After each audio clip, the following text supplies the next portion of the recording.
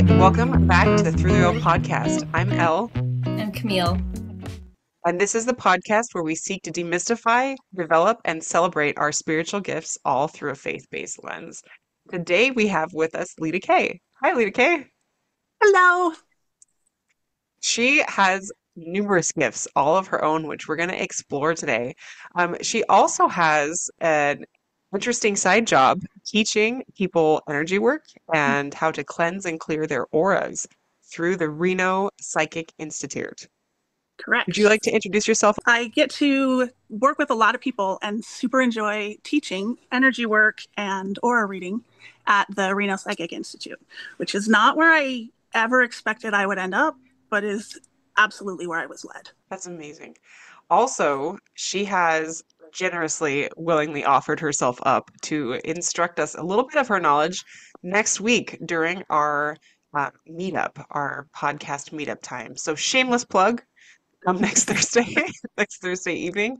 Leta Kaye is going to really delve into some of the stuff that we're just going to touch on today and show us how to actually function within these things that she does every day in her instruction. You know, it's so interesting because, I mean, up until this Zoom, I haven't interacted with Leta Kaye like on camera. I've seen stuff on Facebook, but you have this like ability, your eyes are very piercing. Uh-huh. And like, I feel like they are very, like just sharp. They pick up on things. I just feel like the fact that you can see auras does not surprise me at all now that I'm interacting with you and like watching your face, like, you just seem like you can sense things well. I don't know. There's something about you. I'm so excited to hear more about your story. Oh, thanks for that. Now I can be super self-conscious the whole time. Yeah, that was the point. She was just leading you into that. Well, seeing things that other people don't is kind of where I realized, like, oh, there's a difference here. Like you've mentioned and others in your podcasts.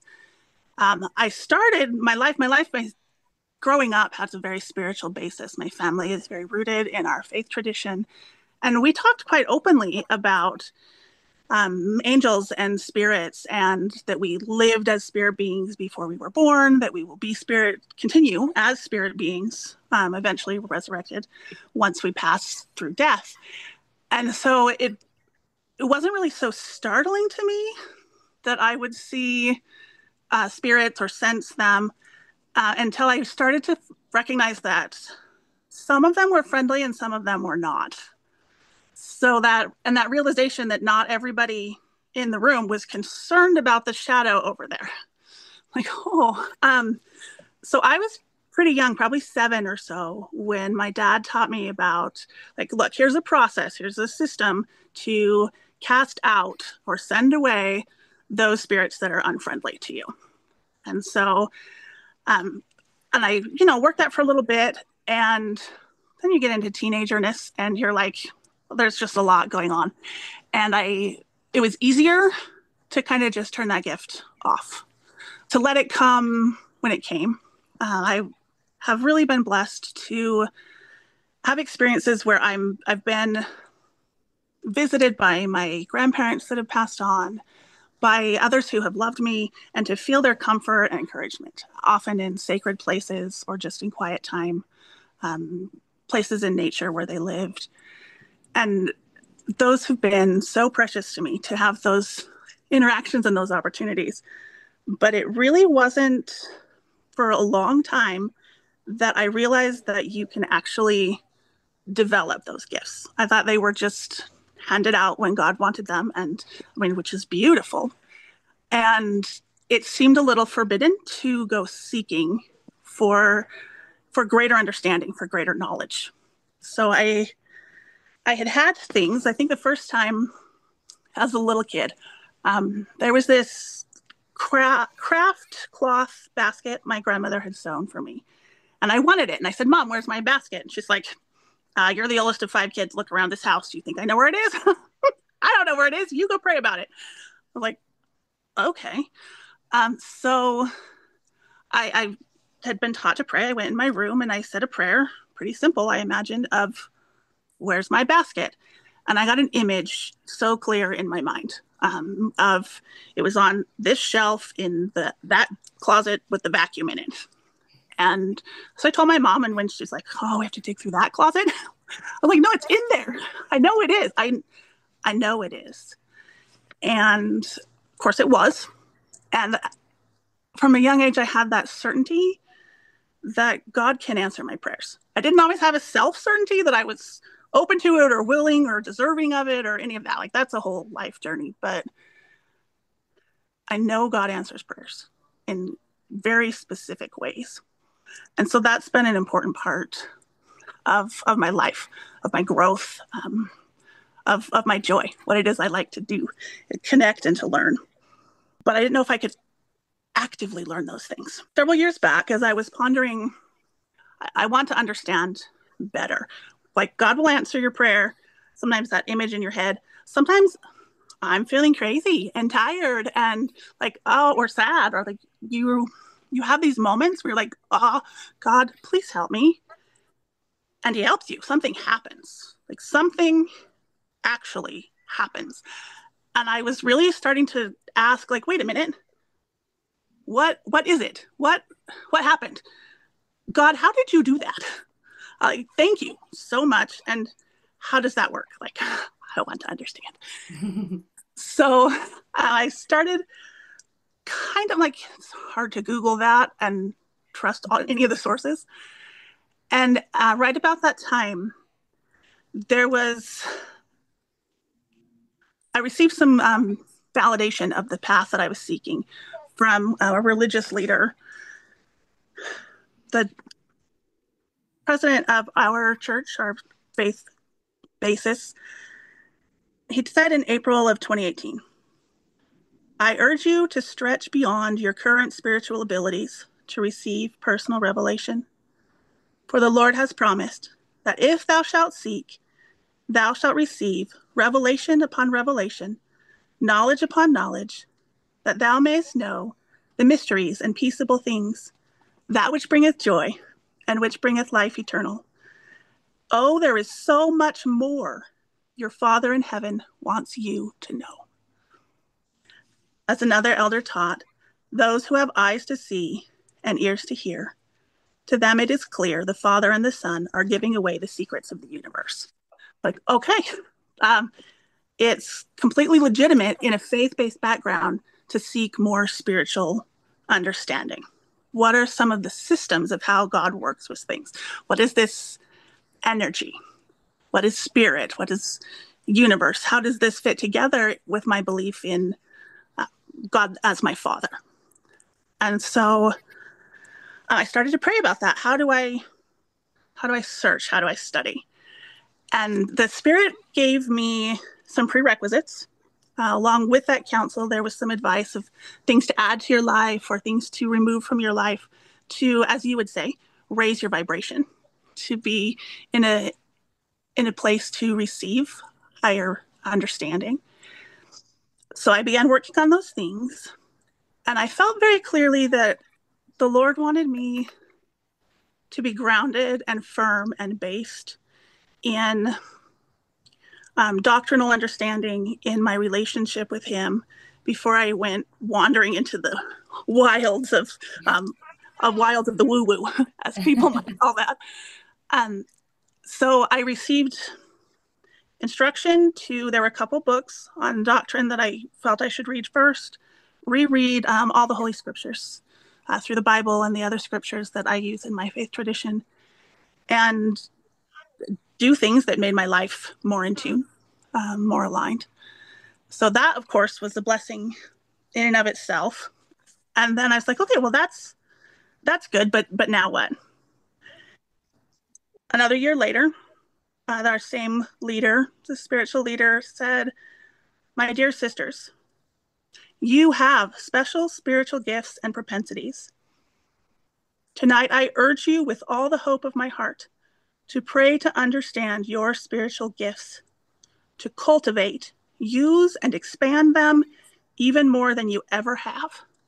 You will change the world as you do so. I said, okay, well, that means if we're meant to cultivate, to use them, to expand them, that learning is legit. I wanted to be led by that. So yeah, it's not just okay to learn, it's recommended, and please learn. right? How often does Jesus say, ask, seek, knock? He's all about, come to me. I want to tell you things. Yeah, he's all about teaching and healing and teaching and healing, right? Right. And loving. Mm-hmm. It's remarkable how often those two things also go hand in hand, the teaching and the healing. In the parable of the talents, we all have these talents, and to each of us is given a different amount of talents, right? And there are different people react to them in different ways. Somebody wants to bury them in the ground, and somebody goes and kind of invests them and gets a modest return, and then somebody goes and invests them and gets a great return, right? And we aren't meant to just keep them in the ground. Like that servant is actually like looked frowned upon. His reaction from the master is not favorable. It's like, I gave you these things. Why didn't you do anything with them? You just left them alone in the ground. Why? But it's not that it wasn't gold. Like these talents were special in and of themselves. They function as they function, whether or not they were in the ground or not in the ground. They had value, right? Value just in what they were. But when they went out and invested those talents and put them out into the world and gained return out of them, the value increased and it became something that they did intentionally. And gifts are very much the same way. They're going to function the way they're going to function with their own intrinsic value, no matter if we're operating them or not operating them. But when we go out and we put like that time and that intention into investing in them, they give us return. And then it's more. The value increases, right? And then, like that servant who had the greatest amount of return, I don't know if he was like playing the stock market or what. I knew what he was doing was a little bit more well informed than somebody else, He but was it sharing doesn't his really matter. spiritual gifts liberally. She, That's what he he was was sharing doing, There you really, go. okay? exponentially. But that's the point, is that the more that we give them out, the more that we invest into them, the higher the return. And then we don't just bless ourselves with that. We bless other people. We have more resources to bless other people because we've invested that and gotten the return, right? Oh, Mm-hmm. absolutely. And I love how that servant is the one that understands the master. He's the one that has that best relationship. He trusts him. They trust each other. So it wasn't just more gold and better gifts, but the relationship became more deep and understanding. Very important And point. the other servants missed that. Camille, you used the word liberally, which I love. It's in the final quote where I was like, okay, time to make my big step. Same leader. Sisters, you have the right to draw liberally upon the Savior's power to help your family and others you love. Now, you might be saying to yourself, this sounds wonderful, but how do I do it? How do I draw the Savior's power into my life? Which was my exact question. Okay, how do I do it? How do I make it more real? Um, I tend to spend a lot of time in my thoughts, I don't know, just kind of floating around. The real world is a lot more difficult for me. Whoa, dishes and laundry and real life. This is where I struggle. Um, so how do you do it? How do you make the Savior's power real in your life? And he answers, the Holy Ghost will be your personal tutor as you seek to understand what the Lord would have you know and do. This process is neither quick nor easy, but it is spiritually invigorating. What could possibly be more exciting than to labor with the Spirit to understand God's power? And I love that so much. I'm like, yes, that's what I want. It was about this time when I received the kind of this picture, as I mostly communicate with God, or he does to me. I received a picture of when my kids were small, 2, 3, and when they're tiny and they're like, wah wah wah, they want water. You just hand them a sippy cup of water or a bottle of water. And then if they're 2 and 3 and 4, I just emptied out a bottom cupboard, put all the plastic cups in the bottom cupboard, got a step stool so they could reach the sink, put a little faucet extender on, and was like, if they needed me to get it, I would of course get it. But I was like, then I would say, you know how to do that. Go do that. You know how to get a drink. You can do it. Go do it. So I saw that image and felt the Spirit tell me, okay, I will teach you how this works. But that means that some of the time you're going to have to do it for yourself. I was like, oh no, I'm not sure I want that kind of responsibility. And I was like, no, I do. I want to be an active agent. And so like, okay, where do I go? What do I do? And if I was interested in studying geology, could the Lord just reveal to me every aspect of geology, just put it right in my brain. I'm sure he can.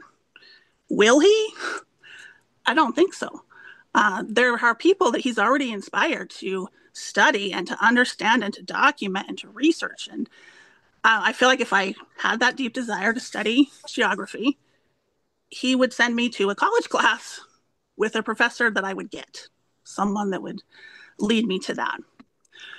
So it felt very similar for me in this. I had gone looking for pretty rocks, and the store I was at said, "Oh, we don't have that kind, but our sister store address down there has it."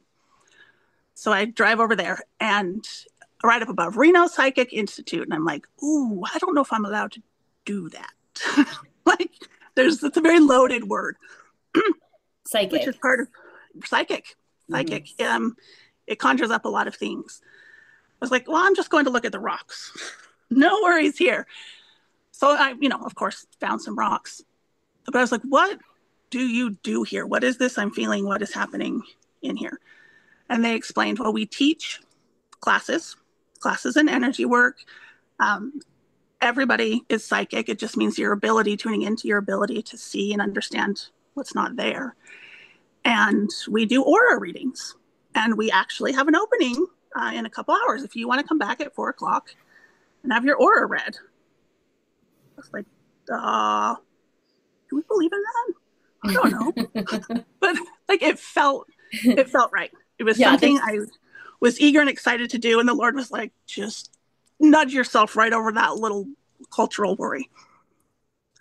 So I went back and had an aura reading, sat in front of a line of students, and they described things to me about me, people who didn't know me. They had some messages that were really pertinent and very accurate. And I could feel the Holy Spirit confirm those truths as they came. So even though the situation was like, felt uncomfortable-ish, it wasn't the, this is bad uncomfortable. It was the, you're not used to this uncomfortable. Yeah. That's different than what you're used to sitting in a pew going to church. It's accessing spiritual information that you haven't accessed it in that way before. Yes. Out of the box of your comfort zone. Yeah. It really was, but it was that true information. It tastes good. It feels right. In your mind, in your heart, it just is right. By their fruits, you shall know them. Right. So I said, okay, I'm watching the students and they're sitting in front of me with their eyes closed. And I was like, I have an incredible desire to do what they're doing. I want to know, how is that happening? So I came out and they said, well, we have Energy Work 1 starts next week. So I took it. I signed up. I did energy work. I prayed a lot, like help me take what is true. And if there's things that are not true, help me reject those. And if there are things that are just weird to me because of where I'm coming from, help me reconcile that. So really that process of trusting God to keep me pointed toward him. And you can feel that the people I was working with and my teacher, who is the founder of the Institute, I was lucky enough to be able to take the class from her directly, which was fairly rare, but felt led. And so that was in 2020. I started taking energy work classes, learning about energy as a vibration, that it's real, that there are things we can't see. And I was like, oh yeah, learned that in the pew, learned that in the pew. Stuff on, gotcha. The pew. I love good. And it's a jargon shift. And my study in college was a translator. So that makes sense to me. Like where at church or with religious friends, I might say, I had a revelation.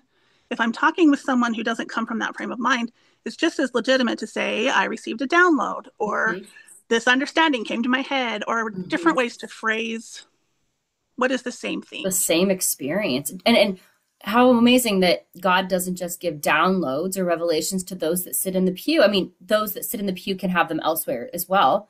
And he's liberally giving gifts to his children, no matter what words or jargon they use to describe it. He wants to enlighten his children. Always. And all truth combines into one thing. All that is true and good. Great whole. Yeah. It's the same source.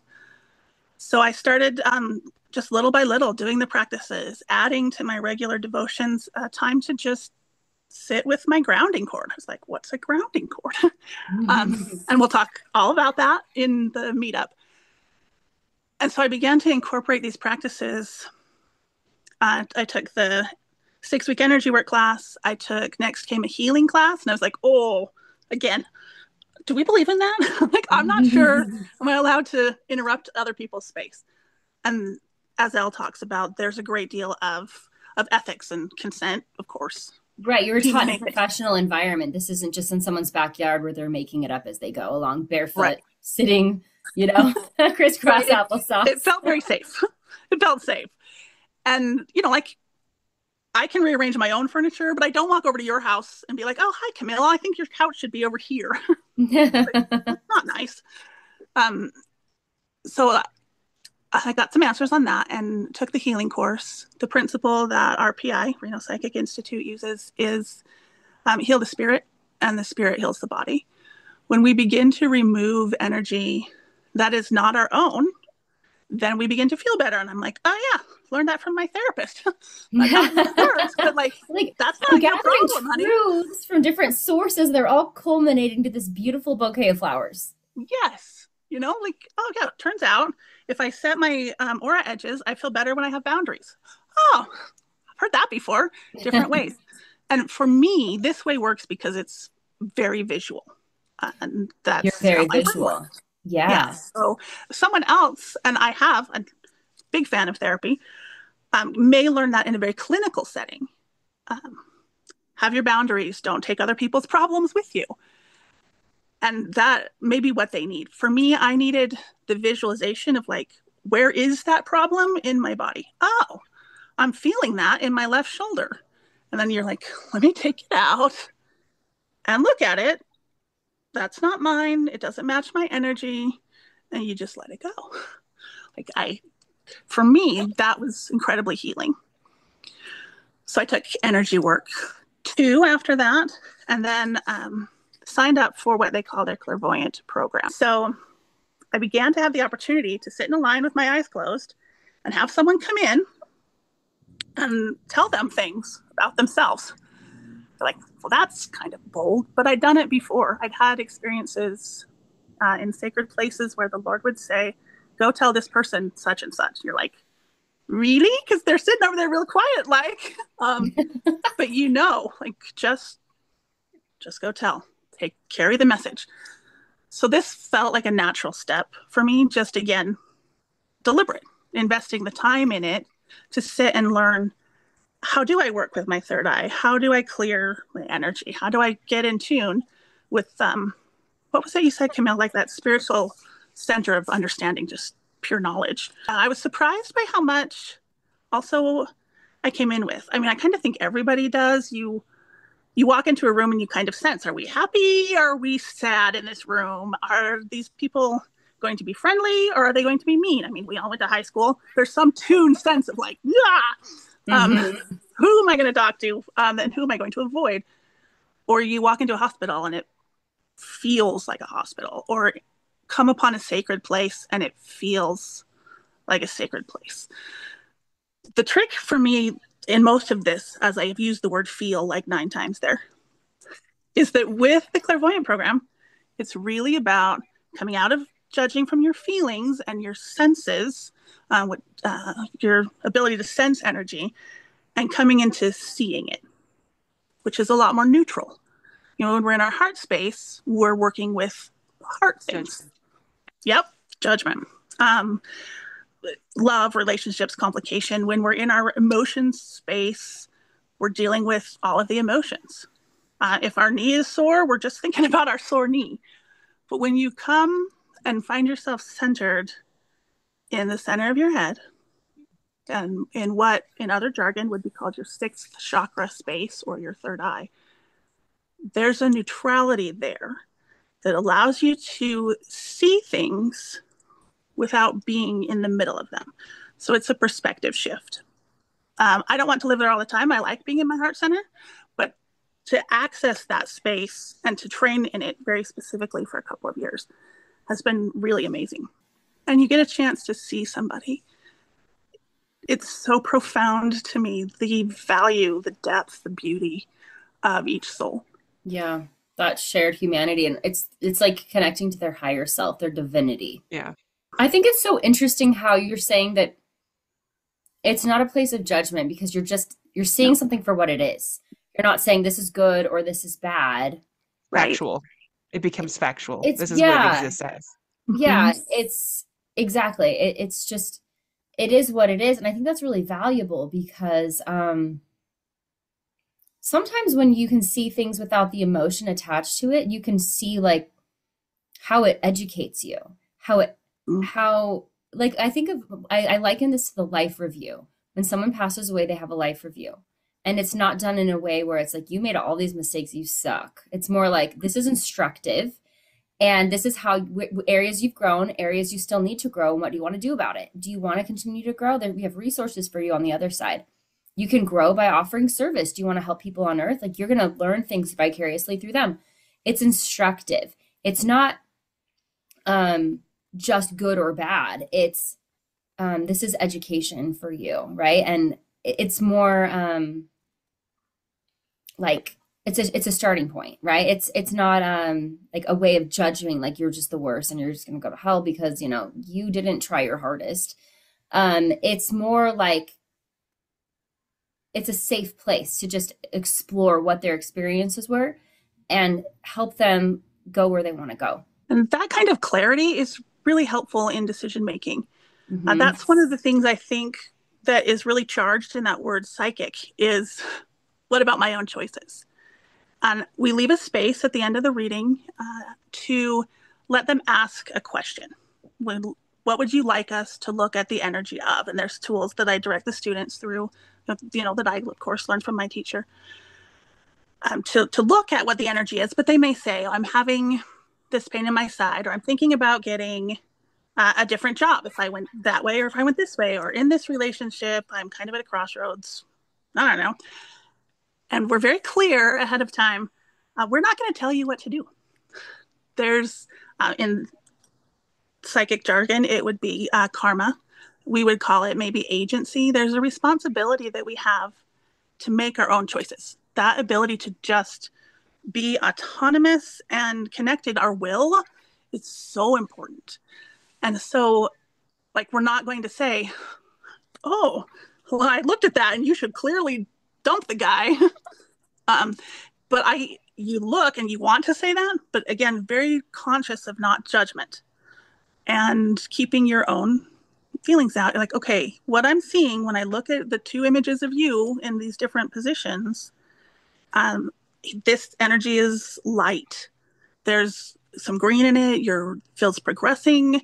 This energy over on this side feels stagnant. There's possibility those seeds are deep, deep in the soil, and maybe a long time on that side before they come to fruition. And that's what I'm seeing when I look at what you already are carrying in your space. Not a future prediction, just based on what I see right now, what you've been doing, this is what would result from that.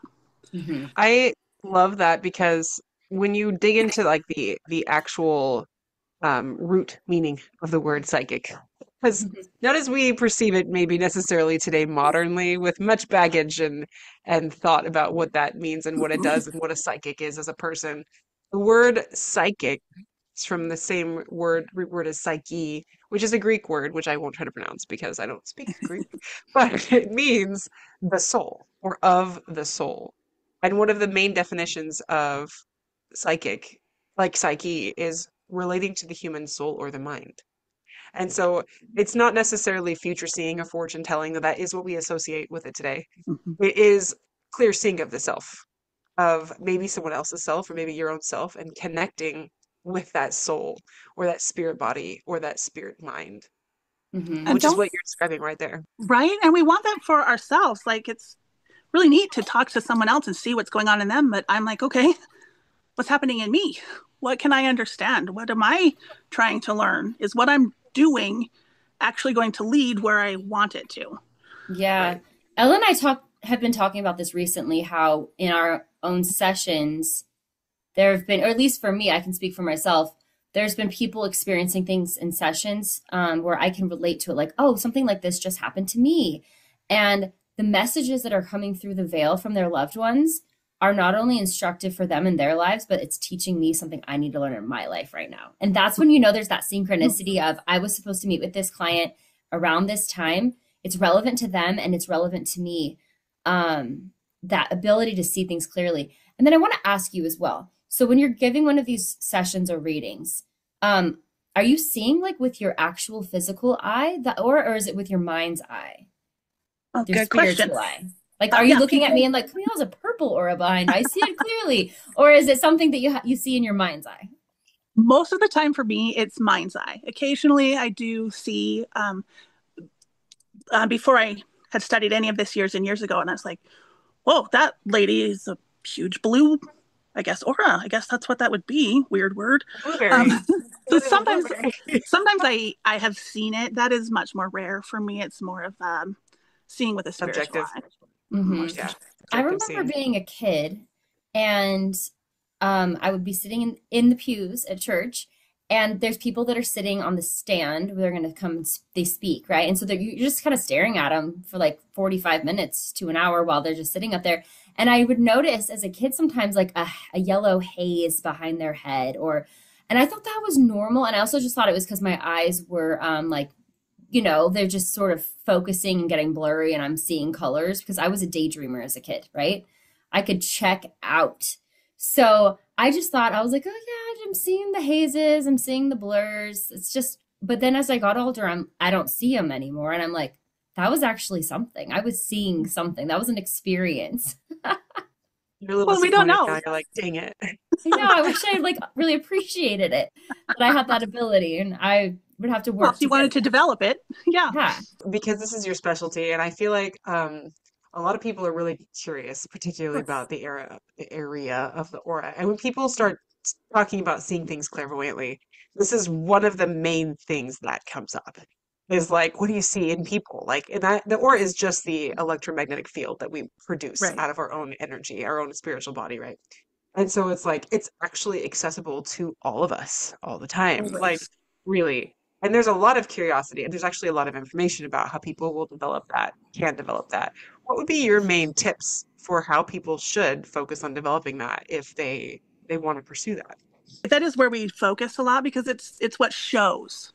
It's the external fruits of all the pieces. Begin with principles like we'll teach at the meetup of grounding, of coming into this center of your head, of most of all becoming aware of what feels like your energy.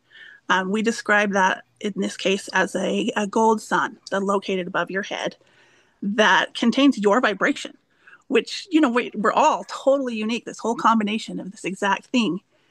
And then as you begin to sense, okay, what does my energy feel like? It becomes a lot more obvious that a lot of what you're carrying around in your life, in your energy, in your worries, and your thoughts is other people's energy. Whether it's the guy that flipped you off on the highway or a teacher who was like, oh, you're so good at this, you should grow up and become a poet. And you're like, okay, have to be a poet. Put that picture in your aura and you've been carrying it around ever since then. Whether you want to be one or not, you never looked. You just have the must be a poet picture. So when you sense who you are, it becomes a lot easier to begin to release what you aren't, which from a gospel perspective, we would say is repentance, is change, is allowing the Savior to clean and to cleanse and to clear us. So for me, that starting place is coming to understand yourself a little better.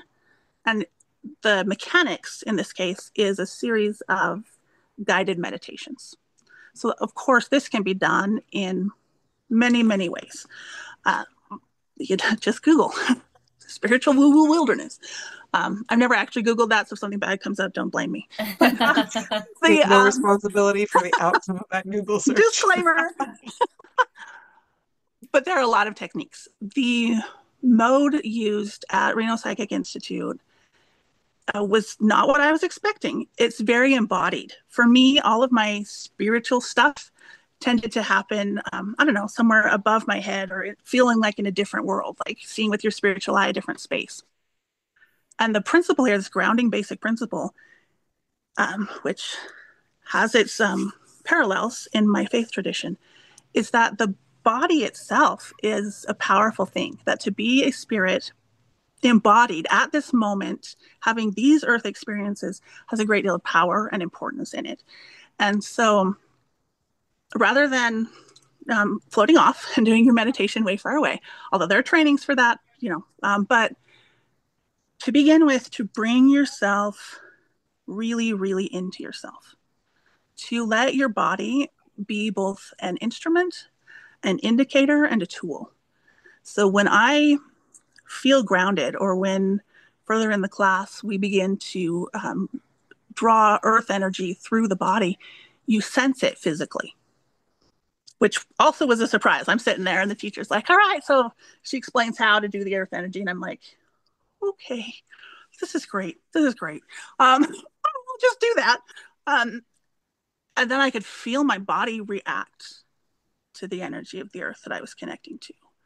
And I was like, oh, that, again, something is really happening, which is what I wanted to find out to begin with. What is actually happening when I ask for this help from God?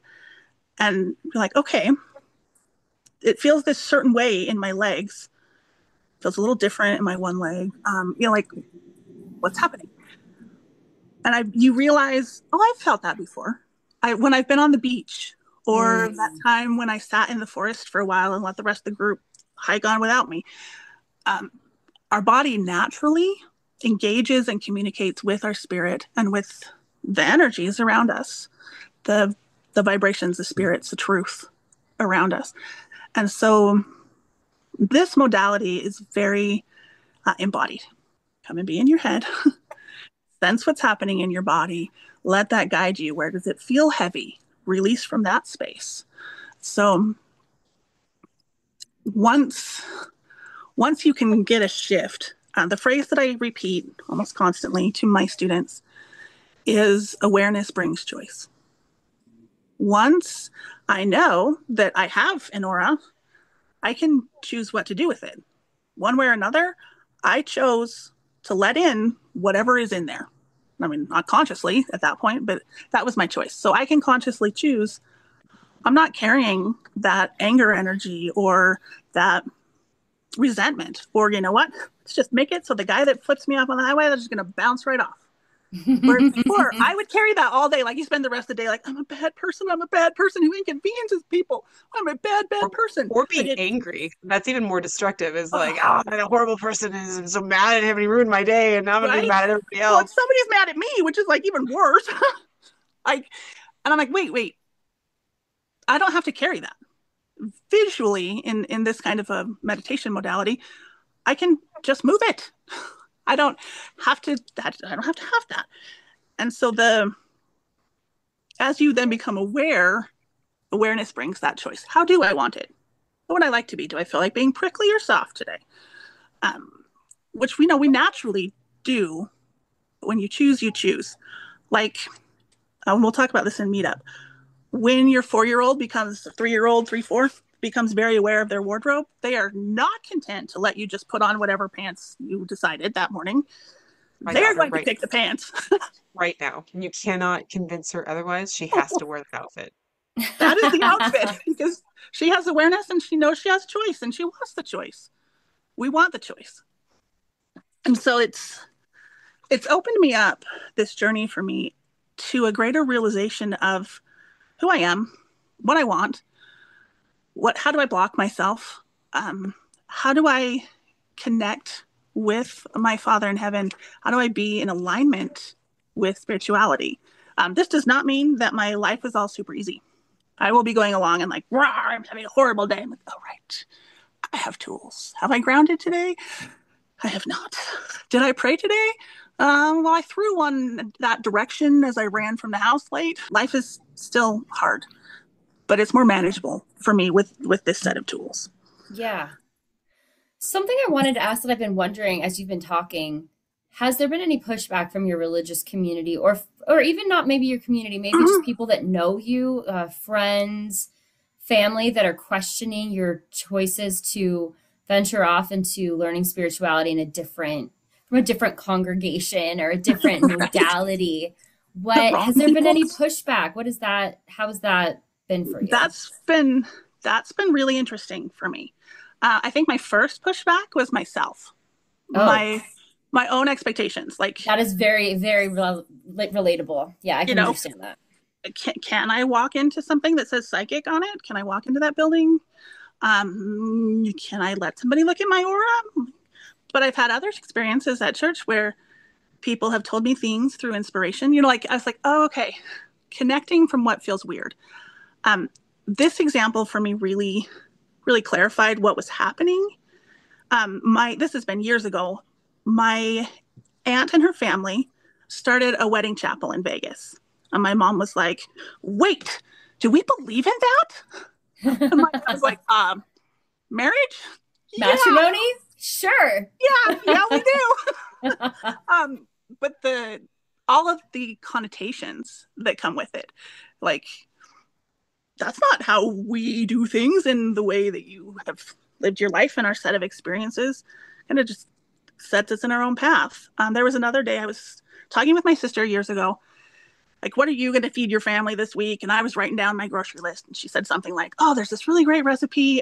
It uses mozzarella cheese. And I was like, oh, crumbs. I never buy mozzarella cheese. Can't do that. Wait, I'm writing a grocery list. If I write mozzarella on the list You're and like, buy the darn. mozzarella at the store, which I can do just because I never have before, um, then I can make that dish. Like, we had these blocks anyway. So my first was kind of gauging over that. And for me, that overcoming that has been and continues to be touching back to my touchstones. Where have I felt the spirit? Where have I felt connected with God? Where have I felt that and tasted that real truth? So with that, and then in trying to explain it to people, particularly at church, I've been more cautious about using the jargon they're already familiar with, which is fair. If someone is an engineer and comes at me with a bunch of engineering terms, I'm like, well, good for you. But Great. I don't know what they're talking about. Yeah. So to share things like, I felt like I got to communicate with my grandmother the other night, or God put a picture in my mind of this situation and helped me see what I can do to make it better. So for a long time, and I was like, don't say psychic anything, Mm-hmm. anywhere.